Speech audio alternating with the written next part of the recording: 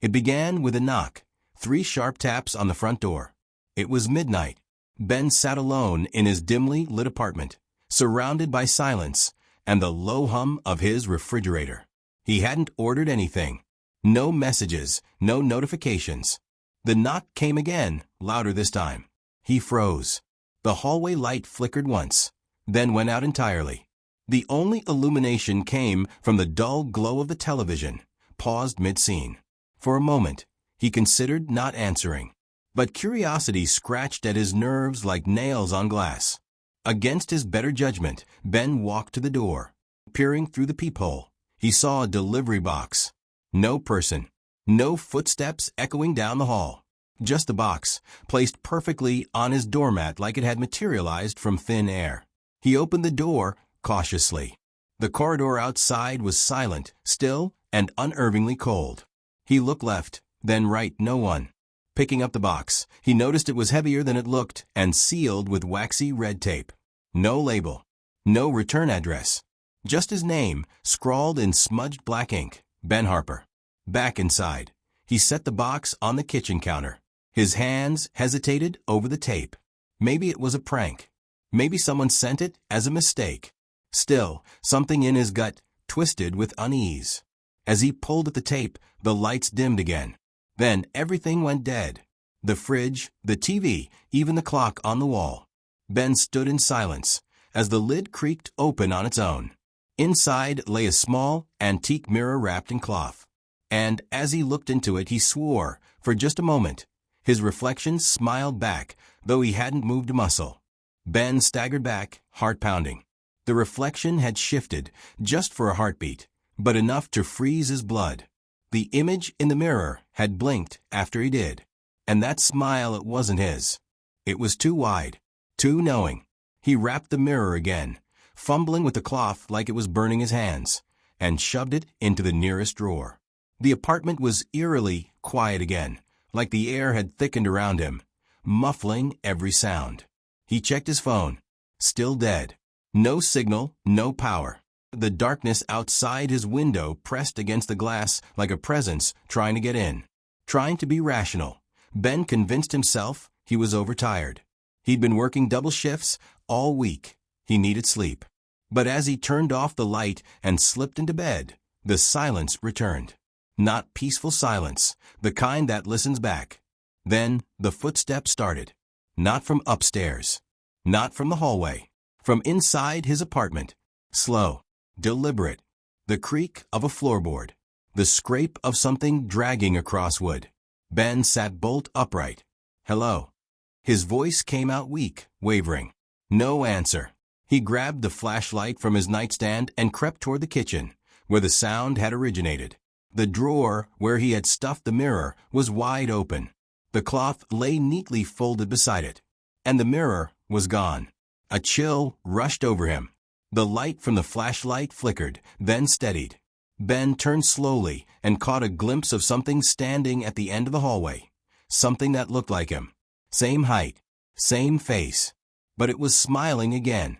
Too wide, too still. It raised one hand and waved. Ben slammed the bedroom door and locked it, backing away until his spine pressed against the far wall. He could still see that thing, his double, grinning at the end of the hallway. It hadn't chased him. It didn't need to. That smile said everything. It was already inside, and it wasn't going to leave. He pressed his ear to the door. Nothing. No footsteps. No movement. Just silence, and then a whisper. "Let me in, Ben." His blood ran cold. It sounded like his voice, but hollow, distorted, as if echoing from deep underwater. He didn't answer. Couldn't. The door handle jiggled once, then stopped. The lights flickered again. His flashlight died completely. The room was pitch black. Ben sank to the floor, trying to steady his breathing. He fumbled in the drawer for his phone again. Dead. He whispered to himself, "This isn't real. This isn't happening." Then the closet creaked. Slow. Painful. His heart slammed against his ribs. He hadn't opened the closet. He never left it open. Ben crawled toward the window, trying to pry it open, but it wouldn't budge. The air turned heavy and wet, like he was breathing through a damp cloth. He turned back toward the closet just in time to see a pale hand, identical to his own, slip out from the shadows. And then, his voice again, but softer. "You took it out. Now I'm free." The door burst open. Ben scrambled back as his own face stared down at him, eyes hollow, mouth still twisted in that unrelenting grin. But this time, the grin moved, wordless, like it was trying to remember how to speak. Its head tilted unnaturally to one side. Then it whispered, "I'm you, but better." Ben ran. He didn't think, just bolted through the hallway, dodging the mirror creature as it lunged at him with a distorted, jerky movement like a marionette on tangled strings. It shrieked as he passed, not with a voice, but a sound like metal scraping against bone. The front door wouldn't open. No matter how hard he pulled, kicked, or screamed, it refused to budge. Trapped. The only way out was the fire escape. Ben turned and sprinted through the living room toward the window, only to stop cold. Standing in front of it was another him. This one didn't smile. It just stared, expressionless, like a doll. But the eyes were all wrong.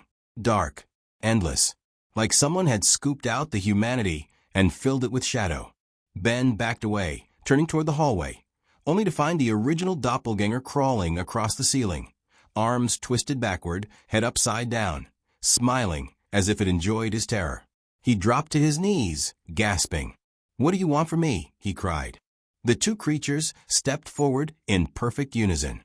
One leaned in close, its breath like ice on his skin. "We want to live," it whispered. "And you were kind enough to invite us in." Ben's mind reeled. The box. The mirror. It hadn't been a delivery. It was a portal. A summoning. Something had used his name, his home, to cross over. "You brought us here, Ben," the second one said. "Now go back, where we came from." Before he could scream, cold hands grabbed his face. He was yanked backward, into darkness.